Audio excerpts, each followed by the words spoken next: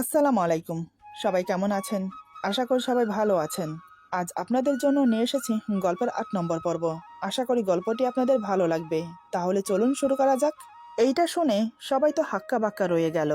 বিয়ের আগে মানে? রাফির কথা কারো মাথায় ঢুকছে না। মা বাবার তো নাই। এরপর রাফি গিয়ে ছেলেটাকে বাড়ির ভেতরে নিয়ে আসতেই হঠাৎ আমার চোখ ছেলেটার দিকে পড়তেই আমার যেন পুরো মাথাটাই ঘুরে গেল। পায়ের নিচ থেকে যেন মাটি সরে গেল। এই ছেলেটা এখানে কেন? তার মানে কি রাফি ফোনে এর কথা বলছিল? কিন্তু রাফি তো সবই জানে এই ছেলের ব্যাপারে। তাহলে কি করে ও সাপোর্ট করছে ওদের? আমার মাথায় কিচ্ছু আসছে না। আমি বেশ অবাক হয়ে বললাম, রাফি ও।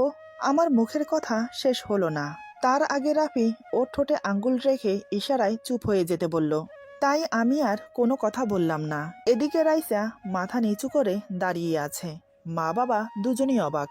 বাবা রাফিকে উদ্দেশ্য করে বলে, ছেলেটা কে বাবা? রাফি ছেলেটার কাঁধে হাত রেখে বলে, আপাতত ও এবারের মেহমান, পরে না হয় পরিচয় পর্ব হবে, আগে সবাই একসাথে বসে খাওয়া দাওয়া করে নেই। মা বলে, ঠিক আছে বাবা।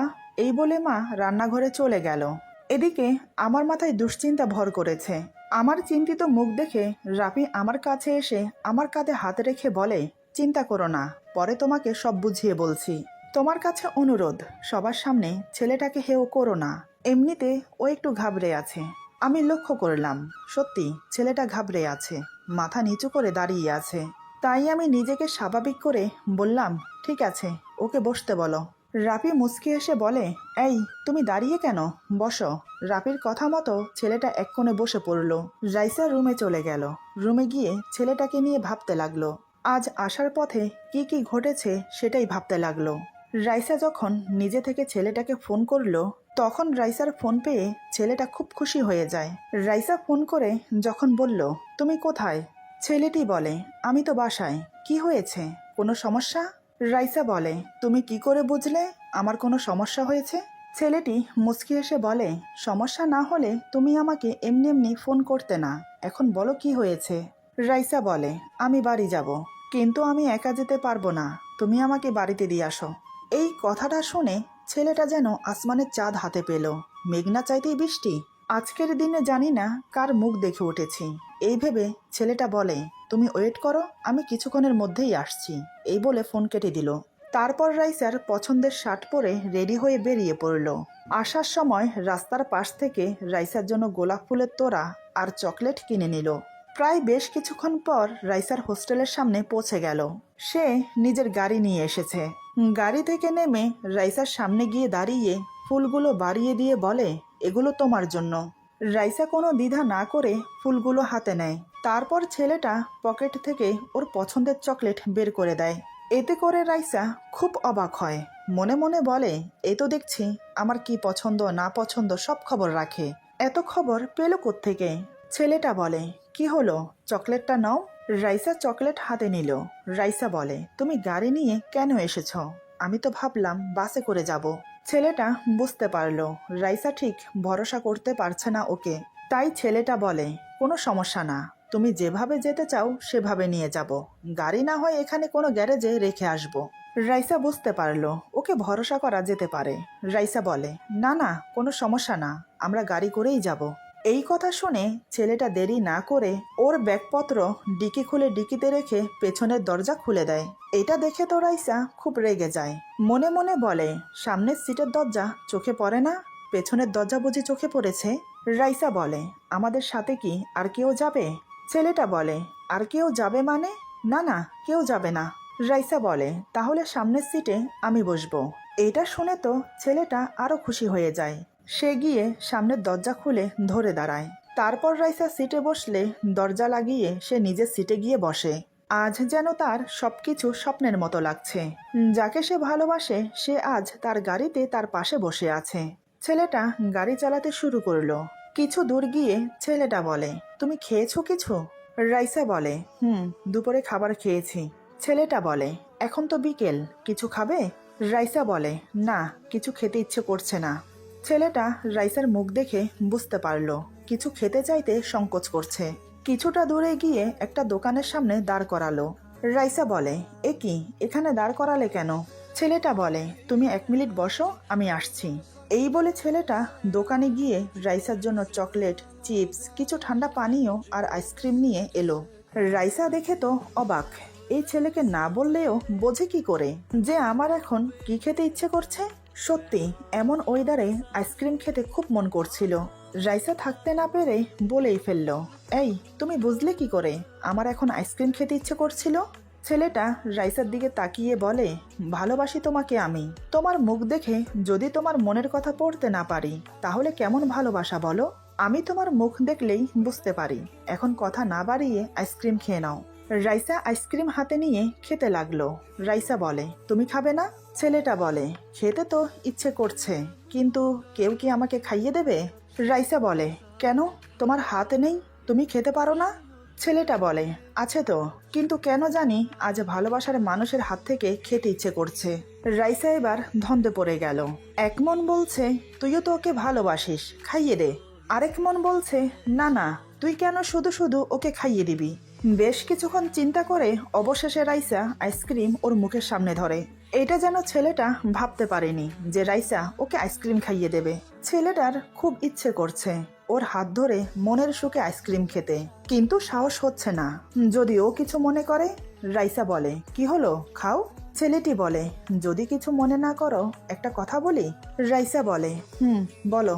ছেলেটি বলে, মানে আমি তোমার হাত ধরে আইসক্রিম খেতে পারি যদি তুমি কিছু মনে না করো। এবার রাইসা চিন্তায় পড়ে গেল, কি বলবে, অনুমতি দিয়ে দেবে? মাথা নিচু করে রাইসা বলে, কথাটা শুনে ছেলেটার মুখে চোরা হাসি খেলে গেল। দেরি না করে ওর হাতের উপর হাত রেখে রাইসার মুখের দিকে তাকালো। দেখে রাইসা হালকা কেঁপে উঠে চোখ বন্ধ করে নিয়েছে। এই প্রথম তাকে স্পর্শ করেছে সে। রাইসার হাত ছোঁয়ার সাথে সাথে ছেলেটার শরীরেও যেন বিদ্যুৎ খেলে গেল। ছেলেটা রাইসার মুখের দিকে তাকিয়ে থেকে রাইসা যেখানটায় খেয়েছে সেখান থেকে এক কামড় খেলো। রাইসা এখনো চোখ বন্ধ করে আছে, কারণ ছেলেটি এখনো যে ওর হাত ধরে আছে। ছেলেটি আবারও আরেক কামড় আইসক্রিম নিয়ে রাইসাকে বলে, এবার তুমি খাও। এই বলে আইসক্রিম রাইসার মুখের সামনে ধরে, কিন্তু এখনো ছেলেটি রাইসার হাত ধরে আছে। রাইসা ধীরে ধীরে চোখ খুলে দেখে ছেলেটি ওর দিকে তাকিয়ে আছে। ছেলেটি বলে, আইসক্রিম গলে যাচ্ছে, খাও। রাইসার বুঝতে বাকি রইল না যে ছেলেটি খাইয়ে দিতে চাইছে ওকে। সে না করতে পারল না। ছেলেটির হাত থেকে আইসক্রিম খেলো, তাও আবার ছেলেটি যেদিক দিয়ে খেয়েছে সেদিক দিয়ে।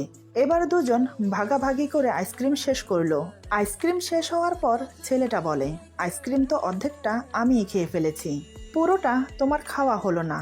আমি বলি কি, আরেকটা নিয়ে আসবো? এতক্ষণে রাইসা অনেকটা স্বাভাবিক হতে পেরেছে। রাইসা বলে, ছেলেটা খুশি মনে নেমে গেল আবার আইসক্রিম আনতে। আইসক্রিম এনে ওর হাতে দিয়ে বলে, এই নাও, খাওয়া শুরু করো।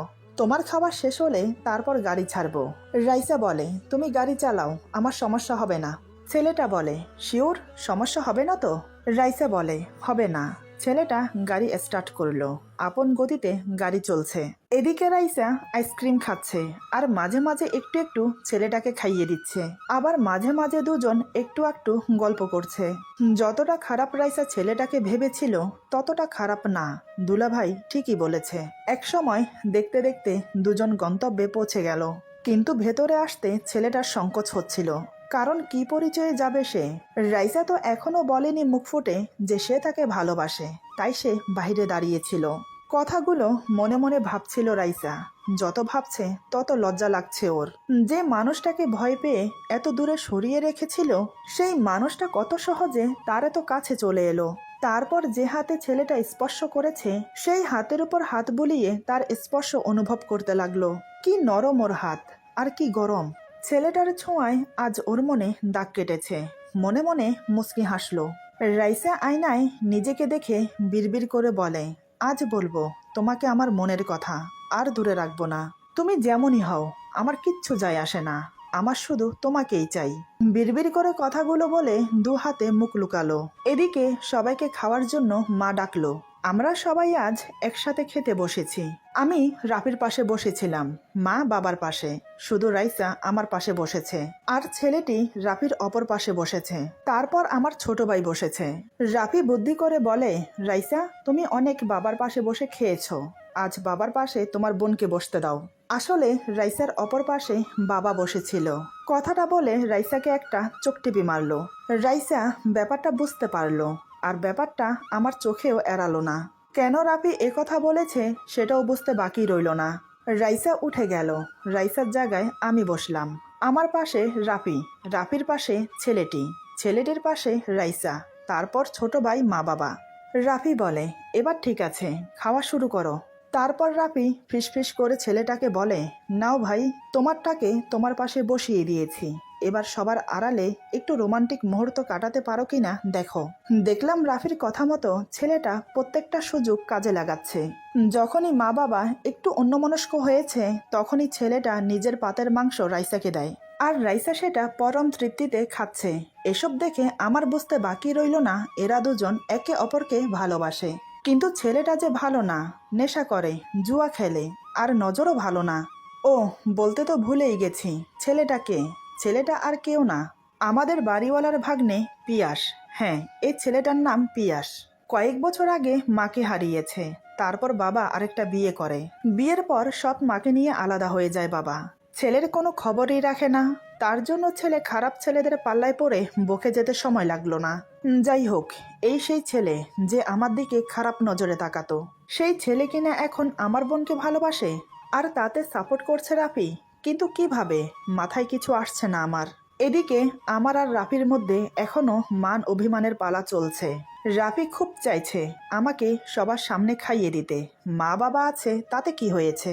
নিজেকে অনেক রুখে রাখার চেষ্টা করছে, কিন্তু পারছে না। সে আট পাঁচে না ভেবে সবার সামনে আমাকে খাইয়ে দেওয়ার জন্য এক লোকমা ভাত মুখের সামনে ধরলো। সবাই দেখেও না দেখার ভান করে খেতে লাগলো। আমি ওর চোখে চোখ রাখলাম। রাফি মলিন মুখ নিয়ে আমার দিকে তাকিয়ে আছে। আমি সবার দিকে এক নজর চোখ বুলিয়ে খেয়ে নিলাম। কিন্তু অভিমানের পরদ যে অনেক ভারী, এত সহজে কমবে না। খাওয়া দাওয়া শেষ করে সবাই ড্রয়িং রুমে বসলো। তারপর রাফি বাবাকে বলে, বাবা, এ হচ্ছে পিয়াস, আমাদের বাড়িওয়ালার ভাগ্নে। ওর মা নেই, বাবা আছে, তবে নিজের বাড়িতে কম থাকে, বেশিরভাগ মামার বাড়িতে থাকে। বুঝতেই তো পারছেন, আদর যেখানে বেশি পায় সেখানেই থাকে। টাকা পয়সা গাড়ি বাড়ির কোনো কিছুর অভাব নেই। পড়াশোনা মাস্টার কমপ্লিট করেছে। এবার আসি আসল কথায়। রাইসা যখন আমাদের বাড়িতে প্রথম যায় তখন থেকে এই ছেলেটা রাইসাকে পছন্দ করে। তারপর থেকে ভালোবাসতে শুরু করে। কিন্তু রাইসা ওকে পছন্দ করলেও ওর কিছু বাজে অভ্যাসের জন্য ওর ভালোবাসা অ্যাকসেপ্ট করে না। বাজে অভ্যাস বলতে, ওর মা মারা যাওয়ার পর থেকে আজে বাজে ছেলেদের সাথে মিশে নেশা জুয়া খেলায় জড়িয়ে পড়ে। শাসন করার মতো কেউ না থাকলে যা হয় আর কি বাবা। কিন্তু ছেলে হিসেবে খুবই ভালো। রাইসা ওকে বলেছে, তুমি যদি তোমার বাজে অভ্যাসগুলো ছাড়তে পারো তবে তুমি আমার কাছে এসো, তবে তার আগে না। তারপর থেকে ছেলেটি নিজেকে পরিবর্তন করতে শুরু করে। নিজেকে পরিবর্তন করতে সময় লাগে বাবা। এখন আল্লাহর রহমতে অনেকটা শুধরে গেছে। এই তো চাকরির জন্য অ্যাপ্লাই করেছে। কাল ওর ইন্টারভিউ আছে আমার অফিসে। 100% শিওর ওর চাকরিটা হয়ে যাবে।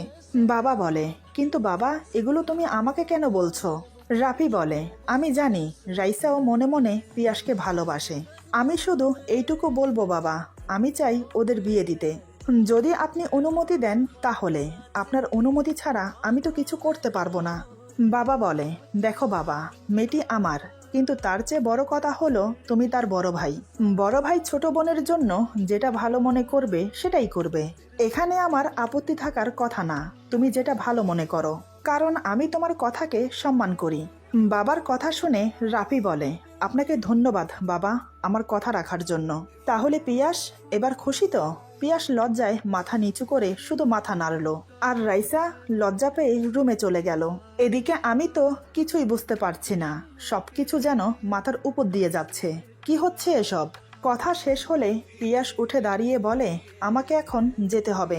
এমনিতে রাত অনেক হয়ে গেছে দেখে বাবা বলে, সে কি, এত রাতে তুমি ঢাকায় ফিরবে কি করে? আজ এখানে থেকে যাও, ভোরে উঠে চলে যেও। পিয়াস বলে, মানে থাকতে পারবো না বাবা, কারণ সকাল 9টায় ইন্টারভিউ। রাফি বলে, বাবা যখন বলছে থেকে যাও। তারপর পিয়াসের কানের কাছে ফিসফিস করে বলে, তোমার ভাবিকে যখন প্রথমবার দেখতে এসেছিলাম তখন আমিও থেকে গিয়েছিলাম। তারপর দারুণ একটা রোমান্টিক মুহূর্ত কাটিয়েছি তোমার ভাবির সাথে। থেকে যাও ভাই, ভাগ্যে থাকলে তোমারও হতে পারে। পিয়াস বলে, সে ভাগ্য আমার নেই, কারণ ইন্টারভিউ যদি না থাকতো তাহলে আমি ইচ্ছে করেই থেকে যেতাম। তবে যাওয়ার আগে একবার অন্তত রাইসার সাথে দেখা করার সুযোগ করে দাও, তাতেই হবে। ওদের ফিসফিসানি শেষ করে রাফি বলে, বাবা, জোর করে লাভ নেই, কালকের ইন্টারভিউটা খুবই গুরুত্বপূর্ণ, তাই সকালবেলা জার্নিং করে গিয়ে ইন্টারভিউ দিতে সমস্যা হবে, তার চেয়ে ভালো ওকে যেতে দেওয়াই ভালো। বাবা বলে, ঠিক আছে, তবে বাবা সাবধানে যেও। এই বলে বাবা চলে গেল, সাথে মাও চলে গেল।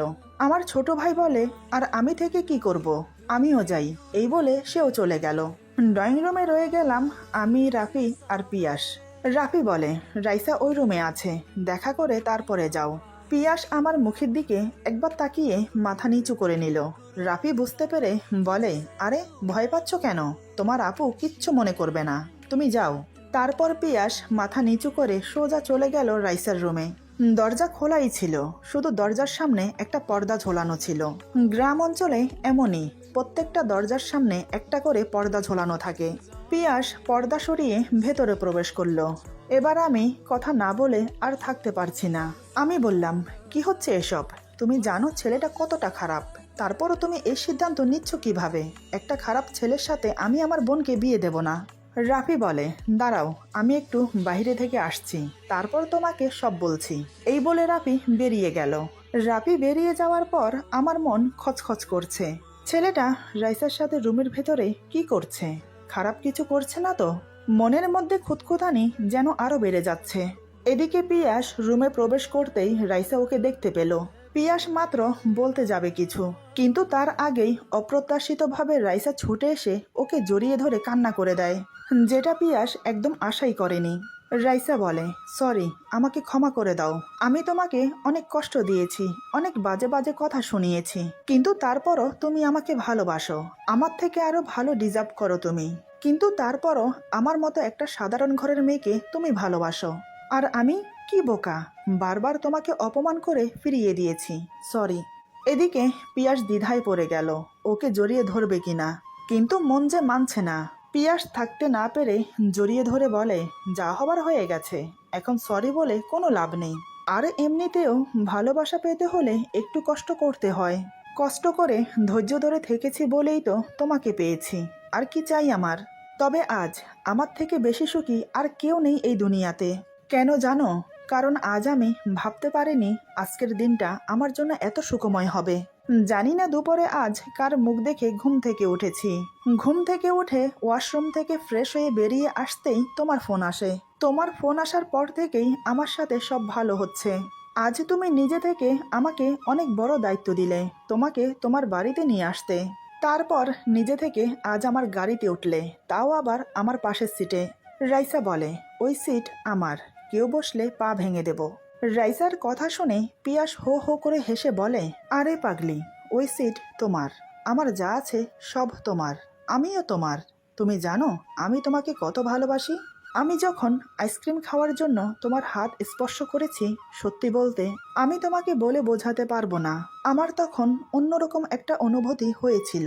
আমি জানি সেই একই অনুভূতি তোমার মধ্যেও হয়েছে। আর তুমি যখন লজ্জায় চোখ বন্ধ করে নিয়েছিলে, আমি তো তোমার দিক থেকে চোখ সরাতে পারছিলাম না। আল্লাহর দরবারে আমি লাখ লাখ শুকরিয়া জানাই। আমি না চাইতেও আজ তিনি আমাকে অনেক দিয়েছেন।